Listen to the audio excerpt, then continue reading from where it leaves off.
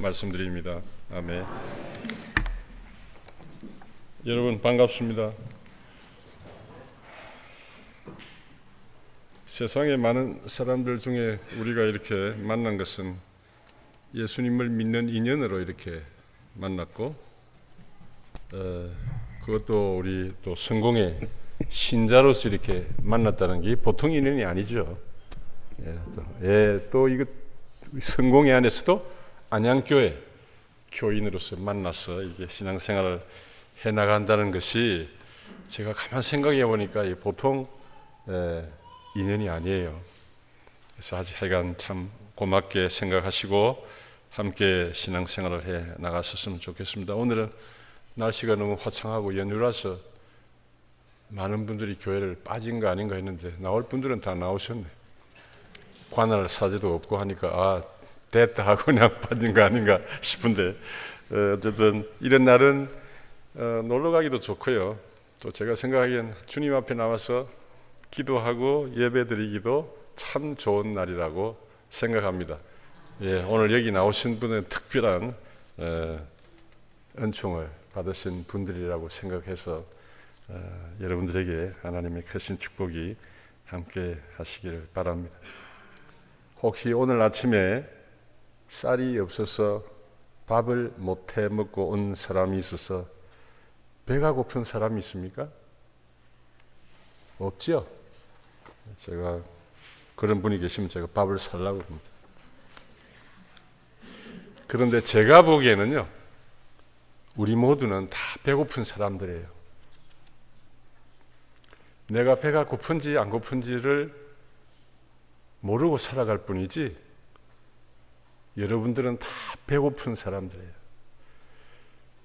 그렇기 때문에 뭔가에 영적으로 배가 고팠기 때문에 교회에 나오는 것이지, 그걸 모르는 사람은 교회에 나오질 않습니다. 신앙생활을 할 때 우리는 다, 저도 그렇고요, 배가 고픈 사람들이라는 사실을 깊이 깨달아야 됩니다. 사랑에 배고프고 참된 생명에 배고프고 삶의 의미에 대해서 배고프고 뭔가 굶주려 있는 것이 우리들의 삶이에요. 그걸 채우기 위해서 우리는 주님을 찾고 교회에 나오는 거죠. 오늘 성경을 잘 읽어보면요, 성경에도 여러분이 놓친 게 있는데 잘 읽어보면 배고픈 사람들의 얘기입니다.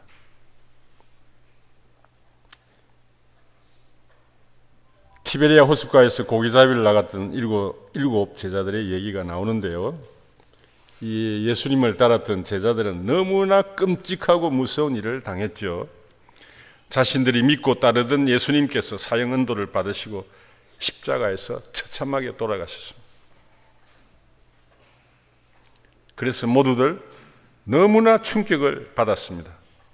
그래서 베드로를 위시한 일곱 제자들은 자신들이 경험한 이 무섭고 끔찍했던 십자가 사건을 잊어버리기 위해서 고향 티베리아 호숫가로 돌아갔습니다. 이 티베리아 호수라는 것은 갈릴리아 호수라는 말입니다.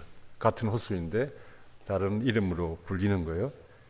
티베리아 호숫가를 돌아가서 그리고 고기잡이에 나서는 얘기를 오늘 성경은 기록하고 있습니다.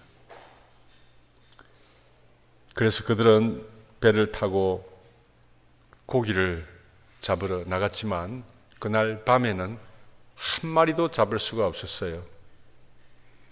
이게 요한복음에서요, 밤, 아침 이런 것은요 그냥 쓰여진 게 아니고 다 의미가 있어요. 밤이라고 하는 것은 하나님도 계시지 않는 듯한 캄캄한 어떤 절망적인 상황, 이런 것을 상징적으로 얘기하고 있습니다. 그날 밤에 보통 여러분 고기 잡는 거 언제 바닷가에서 잡으시는지 잘 모르죠. 우리 시골에 가면, 저는 어촌 경남 통영 출신이기에 잘 알아요. 밤에 고기 잡으러 나갑니다.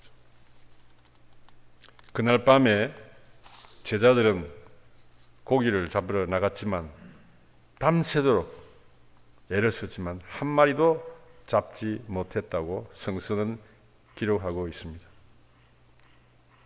제자들은 자신들이 따르던 스승이 있었던 예수님도 잃어버리고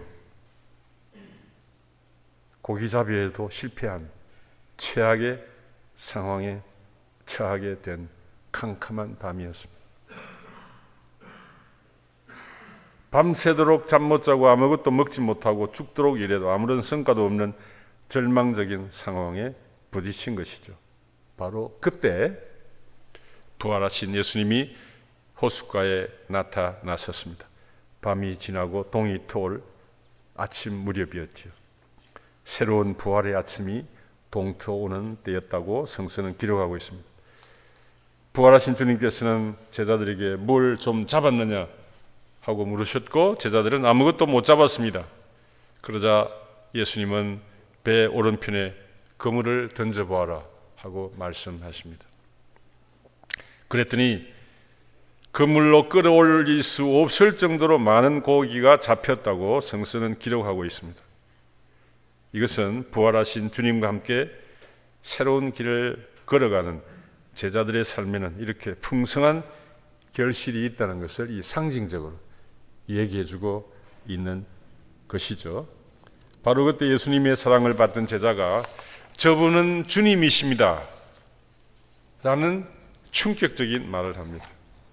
아무도 호숫가에 서 계신 예수님이 그 부활하신 예수님인 줄을 아무도 몰라봤어요. 그런데 예수님의 사랑을 받던 제자가 부활하신 예수님을 알아보고 저분은 주님이십니다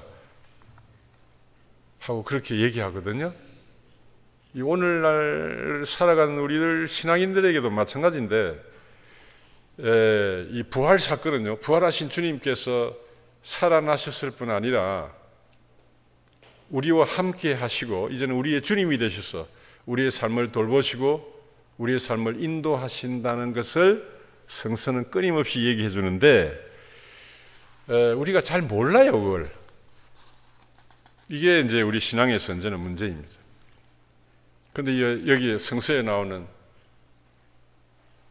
예수님의 사랑을 받던 그 제자는 눈이 뜨여서 알아보고 저분은 바로 주님이십니다 그렇게 얘기를 하는 거예요.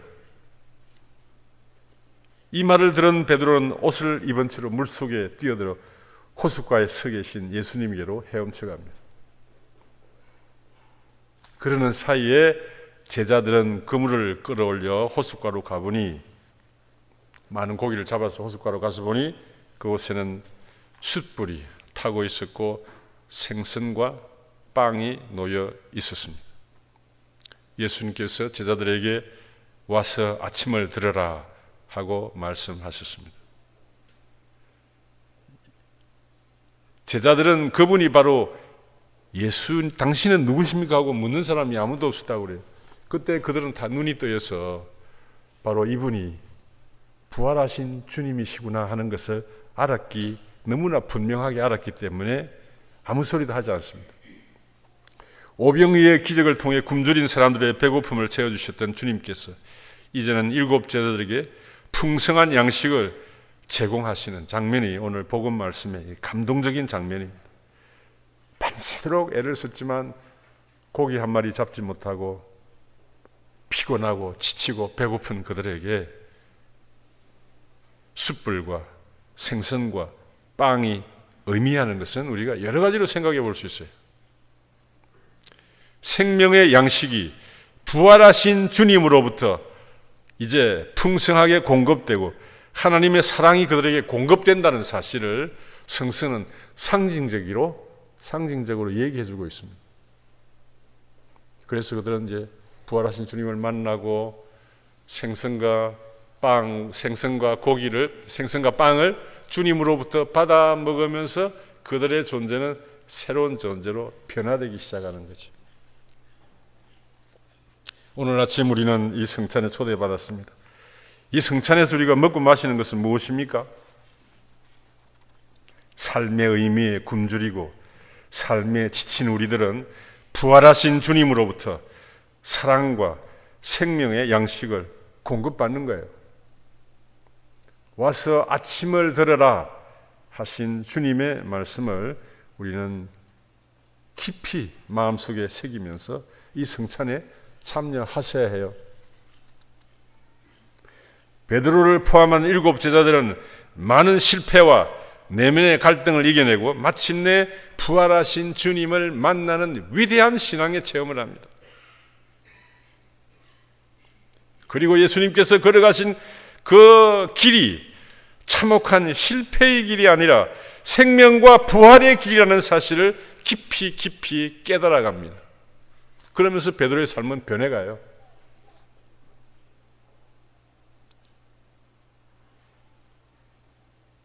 그래서 마침내 베드로는 이 사실을 깨닫고 예수님께서 걸어가신 그 길이 실패가 아니라 참된 생명의 길, 부활의 길, 진리의 길임을 깊이 깨닫고 자신의 목숨을 던져서 그 길을 걸어갑니다.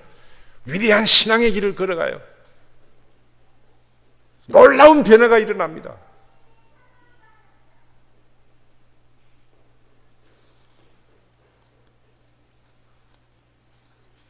부활하신 주님은 베드로에게 나를 사랑하느냐고 3번이나 묻죠. 이것은 주님을 3번이나 모른다고 부인했던 베드로의 그 실패, 그 상처를 치유해 주시기 위한 예수님의 따뜻한 배려였고 3번 물으시는 것으로 예수님은 베드로의 그 실패를 치유해 주십니다. 그리고 내 양들을 잘 돌보아라 하고 새로운 사명을 베드로에게 주시는 것입니다. 이어서 정말 잘 들어두어라. 내가 젊었을 때는 내 손으로 띠를 띠고 마음대로 돌아다닐 수 있었다.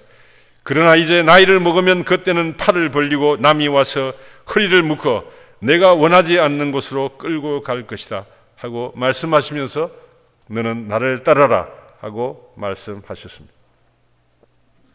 이 요한복음이 쓰여진 때는요, 이미 베드로는 네로 황제의 박해 때문에 십자가에 달려서 순교하고 난 후에 쓰여진 기록이에요.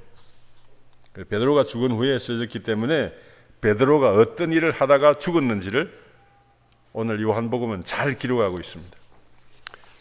예수님의 말씀을 따라 그들에게 양들을 잘 돌보다가 예수님의 그 길을 따라 십자가에 달려 죽음의 길을 걸어갔던 그 베드로의 얘기를 지금 오늘 우리는 요한복음을 통해서 들을 수 있습니다.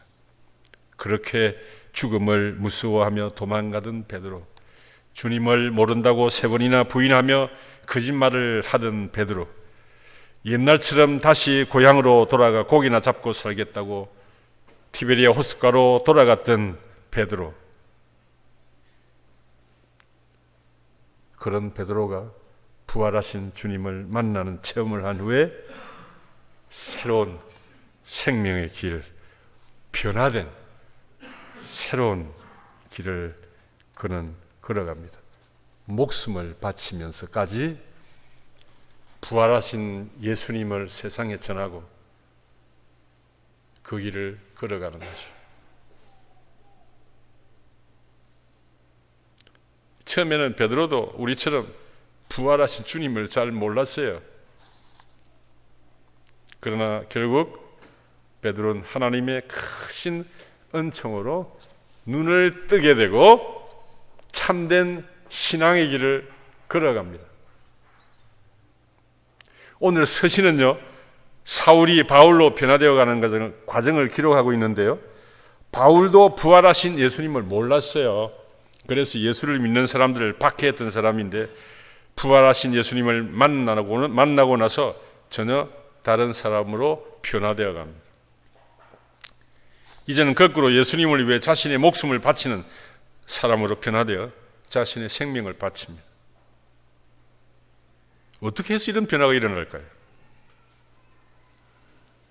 그것은 부활하신 주님을 만나 주님의 죽음과 부활이 참된 생명의 길이라는 것을 그는 깨달았기 때문입니다.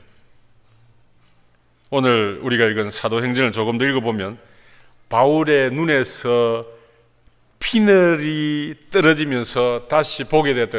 그러니까 눈을 영적인 눈을 뜨지 못했을 때는 예수님을 몰랐다가 눈에서 비늘이 떨어지면서 눈을 뜨게 돼서 보게 됐다는 거예요.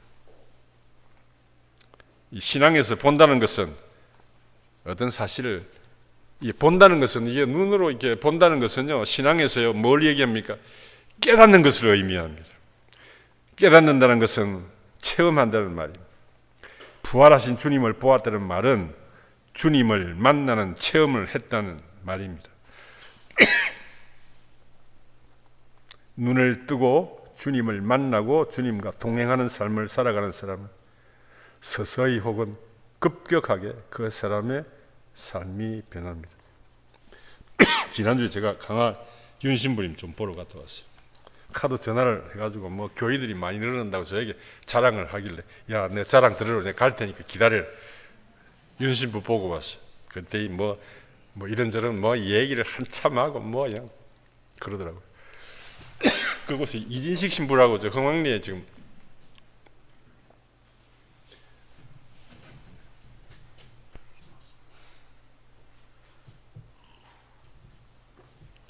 이진식 신부하고 같이 이제 오라고 그래서 같이 셋이서 밥을 먹었어요. 지들끼리 이런저런 얘기를 하는데 서로 선후배 관계예요. 다 강화 출신이고요. 예.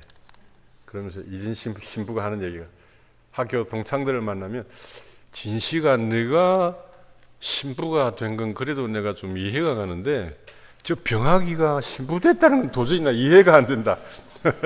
그런 얘기를 한다는 거예요. 다 배고픈 사람들이었죠. 진식이는요, 이진식 신부는 삼성에 잘 댕겨, 수원의 삼성에 댕기는데 내가 만나서, 내가 수원교회 있을 때 신학교 들어간 사람인데, 뭔가를 찾아 헤매던 사람이었고, 윤병학 신부도 젊었을 때 굉장히 방황하던 사람이었는데 예수님을 만나면서 새로운 신앙의 눈을 뜨고 자신의 삶을 온통 바쳐서 성직의 길을 걸어가고 있는 것을 내가 보면서 참 마음으로 깊은 감동을 받았습니다. 구미에 가면 요난 신부님이라고 한 분 계시는데요, 이분은 서울대학교 원자력 공학과를 나와가지고 미국에 건너가서 박사학위를 받았습니다. 박사학위를 받아서 미국의 원자력 큰 회사에 굉장히 많은 연봉을 받고 거기서 잘 지냈는데, 이걸로서 내 인생을 끝마칠 수 없다 하고 생각하고 그 회사를 그만두고요, 신학교에 들어갔어요. 뒤늦게. 그래서 신학교 전 과정을 다 마치고 신부가 돼가지고 한국으로 와가지고 어디로 갈까 하고 생각하다가 구미의 공단, 가난한 노동자들이 살고 있는 공단으로 내려가셔서 거기서 교회를 세우고 그들을 담당해서 상담해주고 그들을 위해서 기도하면서 목회 생활을 시작하셨어요. 그분이 이제 나이가 이제 80이 넘어가지고 아주 이제 몸도 나빠지고 해서 다음 주에 한번 제가 위로차 한번 방문하려고 그러는데, 이분이 얘기를 하면, 주교님, 제 일생에 가장 행복했던 순간은 많은 봉급을 받고 좋은 회사에 다녔던 그때가 아니고 사제로서 어려운 지역에 와서 고통받고 가난한 사람들을 위해서 봉사하며 살아갔던 그 순간이 나에게는 가장 행복한 순간이었습니다. 그런 얘기를 저에게 하는 걸 제가 여러 번 들었어요. 이렇게 부활하신 주님을 만난 우리들은 알게 모르게 우리들의 삶이 조금씩 변해서 주님과 주님을 바라보고 주님께 희망을 두고 그분과 함께 살아가는 삶으로 변해가는 것입니다. 제가 이 안양교회 와서 보니까 그런 분들이 굉장히 많아요. 여기에 계신 분들이 다 그런 분들이, 회장님, 복사 쓰시는 분들, 성가대 봉사하는 분들, 여기에 계신 분들, 우리 마태 회장님, 여기 또 회장님 계시고, 저 함여진 계시고, 세 소녀 여기 우리 어미들 계시고, 다 우리는 영원한 생명에 목마른 사람들이고 참된 사랑에 목마른 사람들이고 참된 삶의 의미에 배고파 굶주린 사람들이 그 길을 찾아가는 사람들인데, 여기에서 제일 중요한 것은 부활하신 주님을 우리가 만나는 것, 그분을 만나는 체험을 하는 것, 이것이 제일 중요합니다. 오늘 주님께서 여러분들을 불러 주셨어요. 이곳에 와서 내가 주는 생명의 양식을 받아 먹고, 내가 주는 참된 부활의 그 생명을 받아 먹고 힘을 내서 새로운 삶을 살아가라고 우리를 불러주셨습니다. 여러분, 이런 사실을 우리가 조금씩 깨달아가면 얼마나 마음에 큰 위로가 오고, 얼마나 마음에 큰 평안이 오고, 얼마나 마음에 큰 기쁨이 오는지 말할 수가 없습니다. 아무쪼록 여기에 계신 우리 안양교회, 사랑하는 안양교회 교회 여러분, 지금까지도 그렇게 살아오셨겠지만 앞으로 우리 이수상 신부님을 중심으로 해서 더욱 주님을 사랑하고 주님과 함께 여러분의 삶을 살아가시면 좋겠습니다.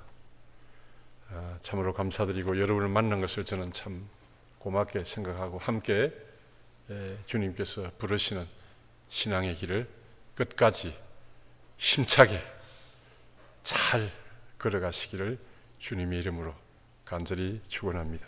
고맙습니다. 다 같이 일어나셔서